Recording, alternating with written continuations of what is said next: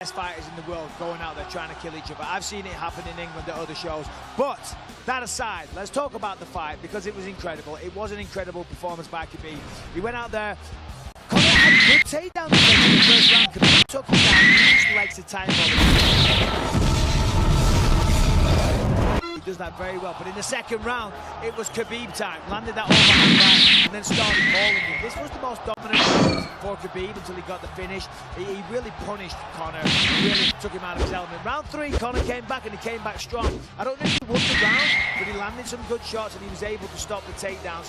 Of course, round 4, Conor looking a little more fatigued. Khabib being relentless with the takedowns, and he knew he had to get the takedown. On the feet, the fight was very close. On the ground, it wasn't. So Khabib knew, get the takedown. He did, took the back, yanked his neck off, and still, new champ.